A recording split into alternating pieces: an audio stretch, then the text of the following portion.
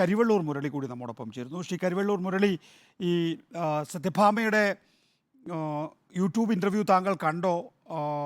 എന്താണ് പ്രതികരണം? അതെ, തീർത്തും അധിക്ഷേപാർഹമാണ്. യഥാർത്ഥത്തിൽ ഒരു കലാകാരിയായിരിക്കാനുള്ള യോഗ്യത അവർക്കില്ല. കലാമണ്ഡലം സത്യഭാമ എന്നത് കേരളത്തിന് മുഴുവൻ പരിചയമുള്ള മഹാഗുരുവായ നർത്തകിയാണ്. അത് മറ്റൊരാളാണ് ഇന്ന് നമ്മോടൊപ്പം ഇല്ലാത്ത. ഈ കലാമണ്ഡലം സത്യഭാമ എന്ന് പറയുമ്പോൾ പലരും തെറ്റിദ്ധരിക്കുന്നുണ്ട്. യഥാർത്ഥത്തിലുള്ള കലാമണ്ഡലം സത്യഭാമ ടീച്ചർ വേറൊരാളാണ്. ഇതിപ്പോ ആ പേരുള്ള മറ്റൊരാള്, അത്ര തന്നെ ഉള്ളൂ. അവര് പറയുന്ന എല്ലാ കാര്യങ്ങളും ഒരു കലാകാരിയായിരിക്കാൻ ഒരു യോഗ്യതയില്ലാത്ത ആളാണ്. മനുഷ്യരെ മുഴുവൻ ഒന്നിപ്പിക്കുന്ന അതിവിശിഷ്ടമായ, അതിന്റെ മാനസിക തലത്തിൽ മാത്രമല്ല ഭൗതിക തലത്തിൽ മനുഷ്യരെ മുഴുവൻ ഒന്നിപ്പിക്കുന്ന ഏറ്റവും പ്രധാനപ്പെട്ട ഒരു പ്രതിഭാസയാണ് നമ്മൾ കല എന്ന് വിളിക്കുന്നത്. അത് വളരെ നിന്ദ്യമായ വർണ്ണവെറിയുടെ ഒരു ഒരു ഒരു പ്രകടനമായിട്ടാണ് അവർ മാറ്റുന്നത്. അവര് കേസരിയില് ലേഖനം എഴുതുന്ന ഒരു യഥാർത്ഥ ഇന്നത്തെ കാലത്തുള്ള, ഇപ്പോ തൃശ്ശൂരില് സുരേഷ് ഗോപി പ്രചരിപ്പിച്ചുകൊണ്ടിരിക്കുന്ന ഈ ബ്രാഹ്മണിക്കലായ ചില മൂല്യങ്ങളൊക്കെ ഉണ്ടല്ലോ, അതുപോലെ മറ്റൊന്നാണ് അവർ ചെയ്തുകൊണ്ടിരിക്കുന്നത്. ഇത് ഈ 2021 അന്ന് അക്കാഡമിയുടെ ഫെലോഷിപ്പ് കിട്ടുന്നതിൽ എനിക്ക് ഫെലോഷിപ്പ് ആയിരുന്നു. ആ തവണ അവാർഡ് കിട്ടിയിട്ടുള്ള ആളാണ്. ഞങ്ങൾ ഒരേ വേദിയിൽ ഇരുന്നിട്ടാണ് മോഹിനിയാട്ടത്തിന് കേരള സംഗീത അക്കാദമിയുടെ അവാർഡ് 2021 അവാർഡ് ലഭിച്ചിട്ടുള്ളത് RLB രാമകൃഷ്ണനാണ്. അപ്പൊ ഇത്രയും ഉയർന്ന നിലയിലുള്ള ഒരു കലാകാരൻ, എല്ലാ യോഗ്യതകളും ഉണ്ടായി, അതുപോലെ തന്നെ അതിൽ PG നേടി ഡോക്ടറേറ്റ് നേടിയിട്ടുള്ള ഒരു വലിയ കലാകാരൻ, മോഹിനിയാട്ടത്തിന്റെ കലാകാരൻ, ഇങ്ങനെ പുരുഷന്മാർക്ക് ആർക്കും ഈ നൃത്തം ചെയ്യാൻ പാടില്ല എന്നൊരാശയം ഒരു ഭാഗത്ത് പറയുന്നു. കറുത്തവർക്ക് അങ്ങനെ പാടില്ല എന്ന് പറയുന്നു. ഇത് കൃത്യമായ ഒരുതരം ബോഡി ഷെയ്മിങ്ങുമാണ്. അങ്ങനെ പറഞ്ഞാൽ മാത്രം പോരാ, മനുഷ്യാവകാശ ലംഘനമാണ്. അവർക്കെതിരെ കേസെടുക്കണം.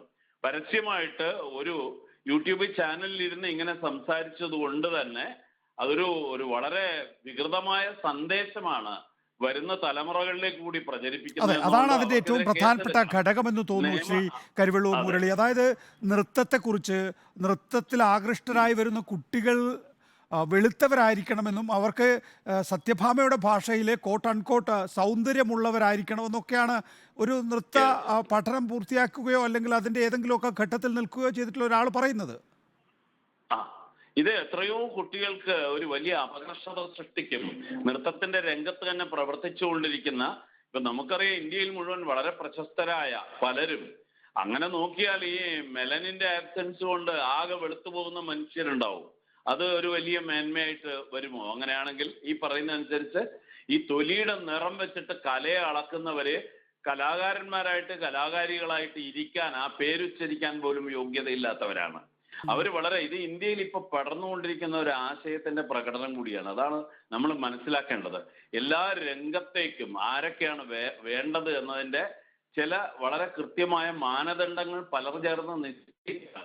ജാതിയിൽ കീഴെയുള്ളവരൊന്നും അതിൽ വരാൻ പാടില്ല, തൊലി കറുത്തവരാരും അങ്ങോട്ട് വരാൻ പാടില്ല, ഇത് ചിലരുടെ മാത്രം കുത്തകയാണ് എന്ന ഏറ്റവും വികൃതമായ ഒരു ആശയം അത് വരുന്ന തലമുറകളിലേക്ക് പ്രചരിപ്പിക്കാൻ പോകുന്നത് വളരെ മോശമായ ഒരു സന്ദേശമാണ്.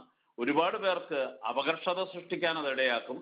ആ നിലയിൽ ഒരു സാമൂഹ്യ വിരുദ്ധ പ്രവർത്തനമായിട്ട് ഇതിനെ കണ്ടിട്ട് അവരുടെ പേരിൽ തീർച്ചയായും നിയമ നടപടികൾ സ്വീകരിക്കുകയാണ് വേണ്ടത്. ഇതിൽ ഗവൺമെന്റ് തന്നെ ഇടപെടണം. അവർക്കെതിരായിട്ടുള്ള നടപടികൾ എടുക്കണം. ഒരു കലാകാരി എന്ന പേര് ഉച്ചരിക്കാൻ പോലും, സ്വയം അത് അവകാശപ്പെടാൻ പോലും അർഹതയില്ല. കലാമണ്ഡലം ഇക്കാര്യത്തിൽ ഇടപെടണം. കാരണം കലാമണ്ഡലം എന്നൊരു ടൈറ്റിൽ വെച്ചിട്ട് ഒരാള് ഇത്തരം ഒരു സന്ദേശമാണ് പ്രകടിപ്പിക്കുന്നതെങ്കിൽ, എത്രയോ മഹാഗുരുക്കന്മാരുടെ ഒരു വലിയ, ഞാനിപ്പോ ഒറ്റൊന്ന് ഉദ്ധരിക്കുകയാണ്. PS നാരായണയ്യർ എന്ന ഈ തലശ്ശേരിയിലെ വളരെ പ്രഗത്ഭനായ ഒരു ബ്രാഹ്മണനായ ഒരു പഴയ സംഗീതാധ്യാപകനാണ്. ഈ ബ്രാഹ്മണ സഭ ഒന്നിച്ചു കൂടിയിട്ട് രാഘവൻ എന്ന് പറയുന്ന ഈ കുട്ടിയെ ഇവിടെ പഠിപ്പിക്കാൻ പറ്റില്ല എന്ന് പറഞ്ഞപ്പോ, ഒരാൾ മാത്രമേ പഠിക്കാനുള്ളൂ എങ്കിലും ഈ രാഘവനെ ഞാൻ പഠിപ്പിക്കും, അവന് പ്രതിഭയുണ്ട്, അവനെ ഞാൻ പഠിപ്പിക്കും, അവനെ വലിയവനാക്കും എന്ന് PS നാരായണയ്യര് എന്ന് പറയുന്ന തലശ്ശേരിയിലെ പഴയ സംഗീത ഗുരുനാഥൻ പറഞ്ഞത് രാഘവമാഷയുടെ ജീവചരിത്രം പഠിക്കുന്നവർക്കറിയാം. അതുകൊണ്ട് രാഘവമാഷെ പോലെ ഒരാൾ ഇങ്ങനെ ഈ കുപ്പയിലെ മാണിക്യം പോലെ ഉയർന്നു വരാൻ ഇടയാക്കിയത് ധീരമായ അത്തരം ഒരു ഗുരുവിന്റെ നിലപാടാണ്.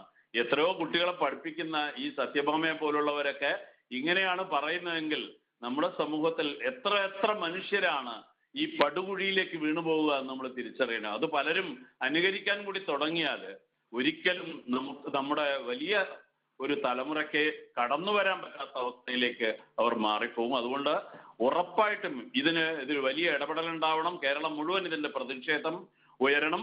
നിയമപരമായ നടപടികൾ അവർക്ക് ഇതിന് സ്വീകരിക്കണം. ബോഡി ഷെയ്മിങ് ഇതൊക്കെ കുറ്റകരമായ കാര്യമാണ്. അതുകൊണ്ട് തന്നെ അങ്ങനെ വെറുതെ വിടാൻ പാടില്ല എന്നാണ് എൻ്റെ ഉറച്ച. ശരി, കരുവള്ളൂർ മുരളി, നന്ദി സഹകരിച്ചതിന്.